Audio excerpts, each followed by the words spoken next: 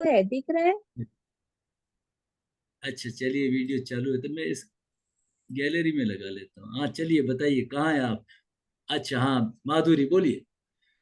ये तो आपने मुद्रा ये बनाई है ऐसे ना। करना है। हाँ। हाँ, ऐसे बनाना है। हाँ, ये वायु मुद्रा है ना। अच्छा। वायु मुद्रा दर्द के लिए। वायु मुद्रा दर्द, रिमेटिक पेन, अर्थराइटिक पेन, शरीर में किसी तरह के पेन के लिए वायु मुद्रा। ठीक है। पर गुरुजी मुझे दर्द नहीं होता है, मैंने बोला मुझे डकारे कंटिन्यू आते रहती वायु है। वायु है ना, अरे भाई हाँ, वायु वो भी तो वायु दोष से है ना।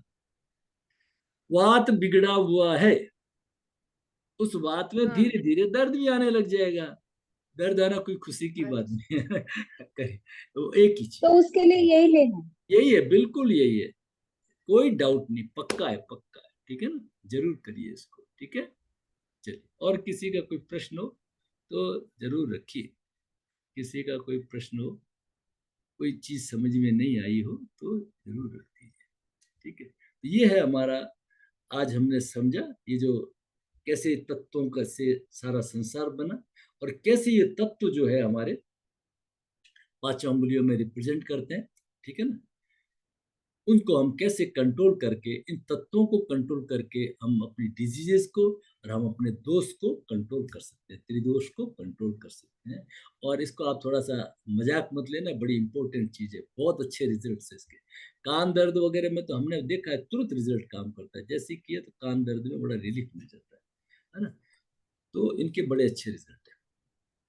तो सर एक क्वेश्चन है कि जैसे अभी मुझे पता चला कि जैसे जिनका हाई बीपी रहता है तो फिर उनको तो शहद नहीं लेना चाहिए मेरे को लगता है।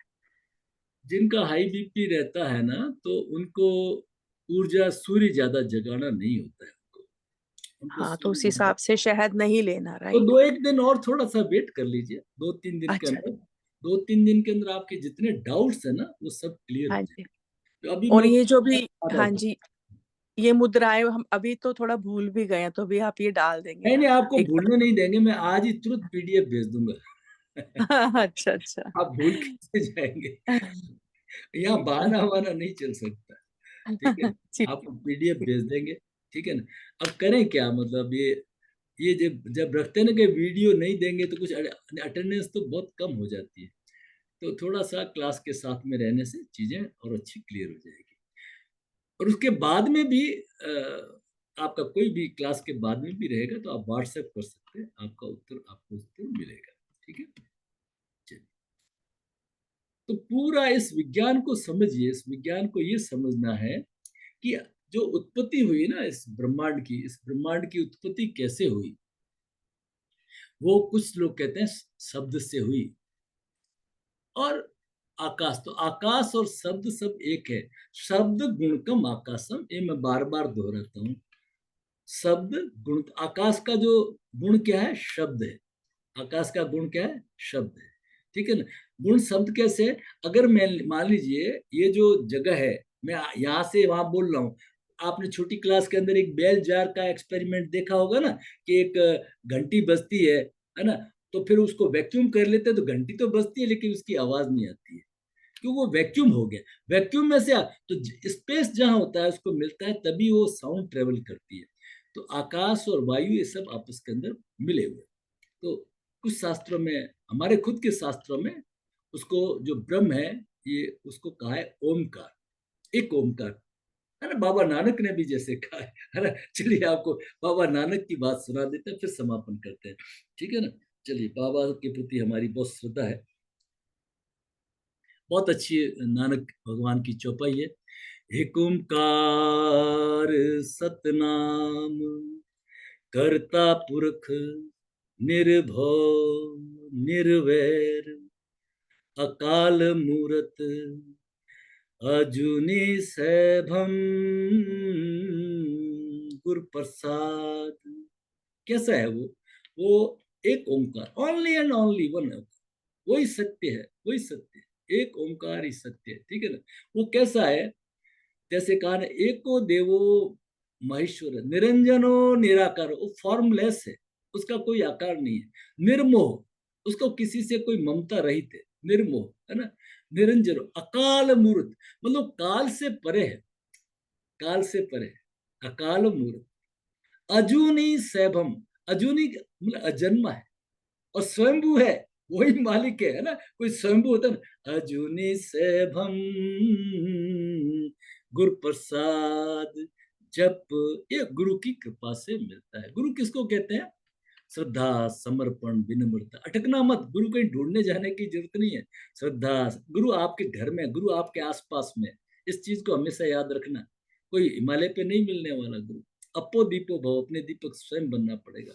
दत्त भगवान हुए ना, आपने कहानी सुनी होगी, दत्त भगवान के 24 गुरु थे, जिसमें से मछली है ना, कबूतर, पहले तो सब 8-9 कितने, वो सब पक्षी है, मगरमच्छ, वो कहते हैं अब ज्यादा दौड़ने की जरूरत नहीं है, मैंने मगरमच्छ से सीखा, कबूतर से सीखा, ज्यादा मोह भी अच्छा नहीं है। एक जाल में कबूतर कबूतरी के बच्चे फंस जाते हैं, और वो उनको मालूम है हम इनको नहीं छुड़ा सकते, कबूतरी फिर भी कूद जाती है। अब कबूतर को भी मालूम है हमें, वो भी फंस जाता है। तो दत्त भगवान कहते हैं कि ये ज्यादा मोह भी अच्छा नहीं है ना। वेश्या, वेश्या से भी सीखे, तो कहने का मतलब ये है कि आप किसी से भी सीख सकते हैं, अगर आप में अंदर श्रद्धा, समर्पण और विनम्रता है। जो कल आपको बता, शरीरम स्वरूपम तथा वा कलंत्रम मयसश्चारु चित्रम धनम मेरु तुल्यम मनश्चेन लग्नम गुरुरंध्र पद में ततः किम ततः किम ततः किम ततः किम। सो व्हाट, आपके पास में सब कुछ है, वेल्थ है, हेल्थ है, अच्छी सुंदर पत्नी है, आप खुद सुंदर है, सब कुछ है, संसार का पूरा है, लेकिन अगर आपके अंदर श्रद्धा, समर्पण और विनम्रता नहीं है, तो आपका पता नहीं होना है, आप कहीं पे भी आगे नहीं बढ़ सकते। तो ये बाबा नानक आगे कहते हैं, है भी सच, आदि सच, जुगादि सच, है भी सच, नानक हो से भी सच। जो पहले भी सत्य था, जो आगे भी सत्य है, और अभी भी सत्य है ना, नानक हो से भी सच। सोचे सोचन होई, जे सोची लखबार, चुपे चुपन होई, जे लाई लव लखतार, उखिया उखन मीटनी, जे बन्ना पुरिया पार। नानक अपनी भाषा में समझाते हैं, मतलब ये ऐसी है भूख के, जैसे पुड़िया होती है ना, रोटियां होती, पुड़ी पुड़ी खाते ना, कितने भी खा लो, है ना, इससे भूख नहीं मिटने वाली।